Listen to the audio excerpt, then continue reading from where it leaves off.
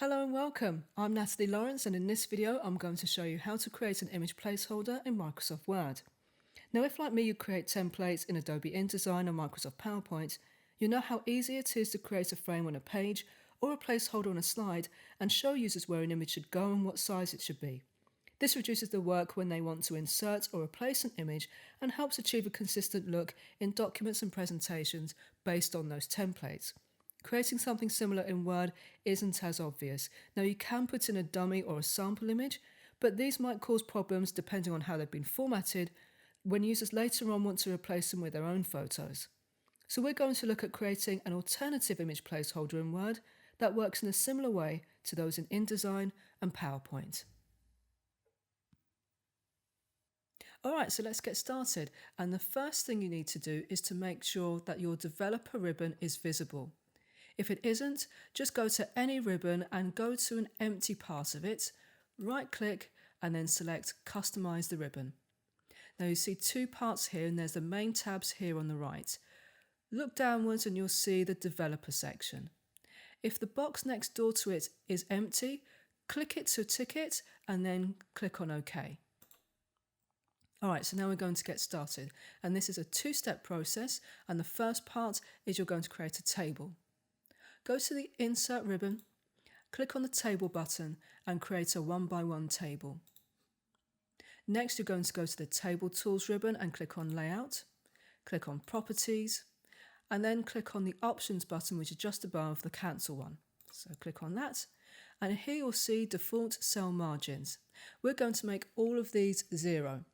And the reason for this is to make sure that any image that goes inside the table goes right up to the edges of it. Click on OK, and now we're going to set the maximum width and height of the table.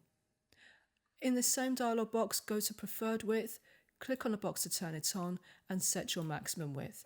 I'm going to set mine to 12.5 centimeters.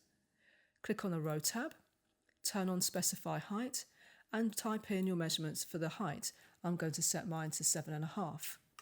Click on OK, and your first part is done. So what we've done here is we've set the maximum width and height of any image that goes inside this table.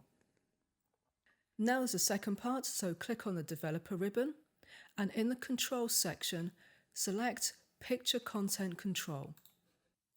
Alright, now if you're familiar with Microsoft PowerPoint and you're aware of the picture placeholder, this looks almost identical and works in the same way. You click on the icon in the middle, insert your photo, and it appears in the table. The picture content control needs to match the size of a table. In this instance, its default size doesn't match, so it needs to be resized. So to do this, right-click it, then select Size and Position. Okay, so you've got the lock aspect ratio here. Now, because my table is in landscape shape, it's not square, I need to switch this off. And now I can set the width and height independently of each other. So I'm going to change my width to 12.5 centimeters, and I'll go up and set my height to 7.5 centimeters. I'll click on OK to finish, and there you go. So you can actually now start using it as it is. The final thing now is just for a taste issue, because I'd like to get rid of the border that's on the table right now. So I will select the table, go to the Table Tools ribbon and then the Design tab. Go over here to the Borders button and click on the arrow underneath it and select No Border. And there you have it. Let's have a look at how this image placeholder works. And what you do is you click on the icon in the middle, find your image, and then insert it in. And this is how the image appears. So what I've done here is I've selected an image that's larger than the table, but that doesn't matter because it's been resized proportionately and it's within the maximum width and height as well. So that's the control that we have. It's also in the right position and it's at the right height. So I'll just click on Picture Tools and the Format ribbon, and you can see here it's at the same size, or the same height, sorry, it's 7.5 centimeters. It's currently showing the whole image, and if you want to leave that as it is, you can do. However, one of the advantages of using this is that you can see the whole space and you can fill it up as well. So what we're going to do is fill this space up now. Right-click your photo and click on Format Picture. Now I'm working in Microsoft Word 2016, so your dialog box from this might look different, but you're looking for the crop section. So for me, I'm going to go to the picture icon, and here's the crop section here. So I've already got mine open. This is the crop position, and you're looking at changing the width and the height so they match those of the table. The height is already correct in this instance, so I'm going to change the width to 12.5 centimeters, so the same as the table. Next, I'm going to go to the crop button, click on the arrow underneath, select fill, and there it is, filled up already. So there we go. Now we've got the table all filled. I could just click on a blank part of the page to finish. And now let's have a look. The picture is 7.5 by 12.5, and the table is the same, 7.5 by 12.5. So they're matching exactly. Now let's have a look at replacing the photograph, and there are two ways of doing this. There's the trouble-free way and there's a troublesome way. So I'm going to show you the trouble-free way first. Right-click your image, go to change picture, and I'm going to choose from file. You could choose either of these.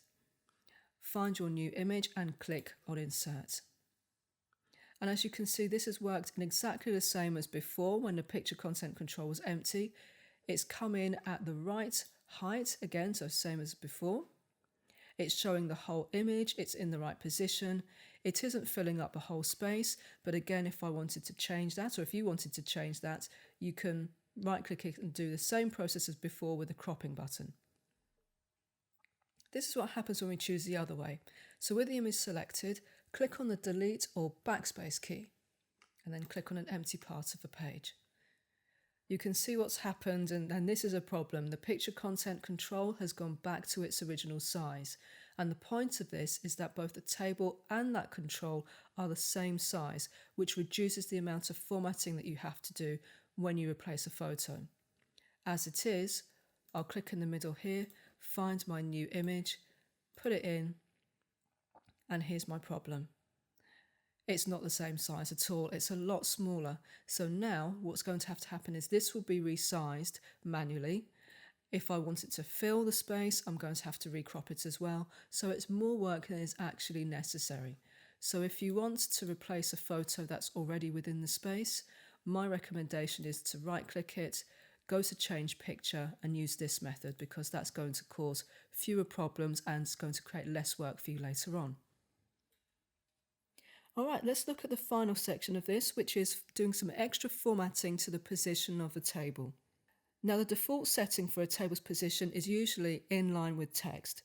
What that means in practical terms is that whatever happens to the text above or around it, such as adding text or putting in some extra paragraph breaks, the table is going to move with it, so it'll either move up or down.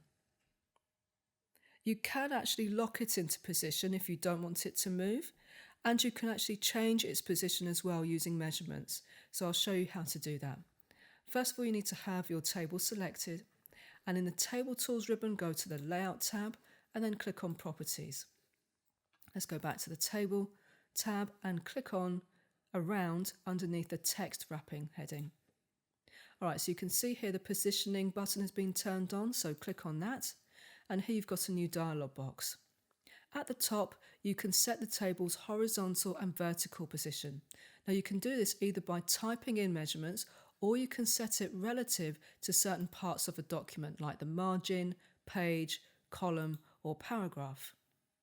At the bottom here, underneath options, you've got move with text. Now at the moment it's selected, which means it will move. Turning it off and then clicking OK means it's locked into position. So I can come up here, press the enter key, and it's going to stay exactly where it is. All right, now let's go back to that dialog box because there was an extra section in the middle there. Let's click on positioning again, and here you've got distance from surrounding text.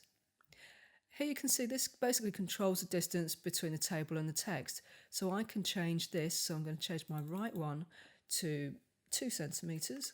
Click on OK, and there you can see the change right there. So hopefully you can see how setting up this type of image placeholder can be quite easy to do, and you've got several options to control how it looks, what position it's in, and how it behaves in relation to the text around it.